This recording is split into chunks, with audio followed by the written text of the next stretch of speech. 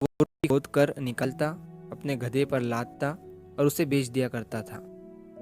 तो एक बार जब वो मजदूर मिट्टी खोद रहा था, तो मिट्टी खोदते खोदते उसे उस मिट्टी में से एक कीमती हीरा मिलता है। लेकिन उस मजदूर को नहीं पता था कि वो बहुत ही कीमती हीरा है।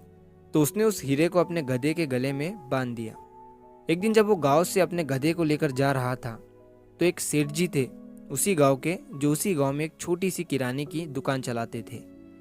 तो उन्होंने जब उस गधे के गले में उस हीरे को देखा, तो उस मजदूर से पूछा कि ये तुम्हारे गधे के गले में क्या है, बड़ा चमक रहा है। मजदूर ने कहा कि ये चमकीला पत्थर है, मुझे मिट्टी खोदते समय मिला था। अब सेठ जी को वो चमकीला पत्थर पसंद आ जाता है और सेठ जी उस मजदूर से उस चमकीले पत्थर को 50 रुपए में खरीद लेते हैं और वो उस चमकीले पत्थर को अपने दुकान के तराजू पर लगा देते हैं। अब जो भी सेठ जी की दुकान पर आता, उस चमकीले पत्थर को देखकर उसकी बहुत तारीफ करने लगता। तो एक बार एक जौहरी सेठ जी की दुकान पर आता है और जब वो उस कीमती हीरे को सेठ जी के तराजू पर लटका हुआ देखता है, तो वो जौहरी समझ जाता है कि ये कीमती हीरा है। वो सेठ जी से पूछता है कि ये क्या है और इसे आपने तराजू पर क्यों लटकाया हुआ है। सेठ जी उस जौहरी से कहते हैं कि ये एक चमकीला पत्थर है, मैंने एक मजदूर से 50 रुपए में खरीदा था। वो जौहरी सेठ जी से कहता है कि क्या तुम इस चमकीले पत्थर को मुझे बेचना चाहोगे। सेठ जी उस जौहरी से कहते हैं कि अगर तुम इसे खरीदना चाहते हो तो मुझे 100 रुपए दे दो और इसे ले जाओ। अब वो जौहरी जो था वो बहुत ही कंजूस था।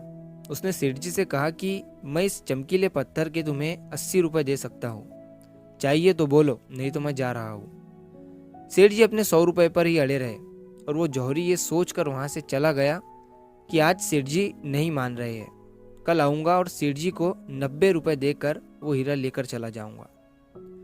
लेकिन हुआ कुछ ऐसा कि उसी दिन शाम के वक्त एक दूसरा जौहरी उसी गांव के रास्ते से जा रहा था और अचानक उसी गांव में उसकी गाड़ी बंद हो जाती है।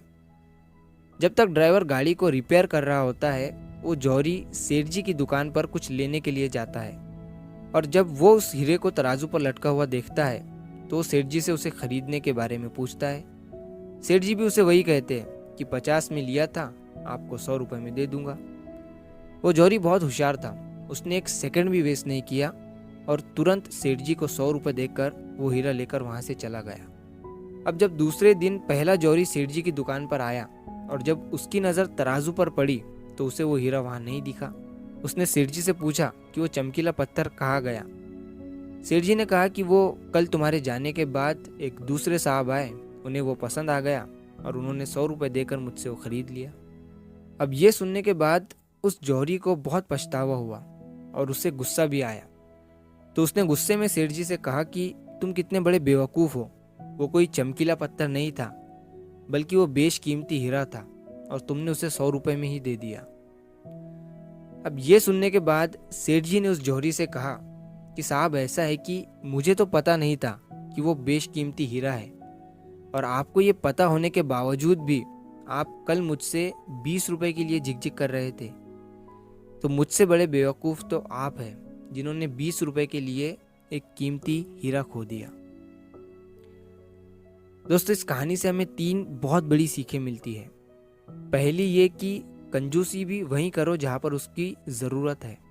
अगर हर जगह कंजूसी करोगे तो अच्छी चीज़ें भी अपने हाथों से गंवा दोगे।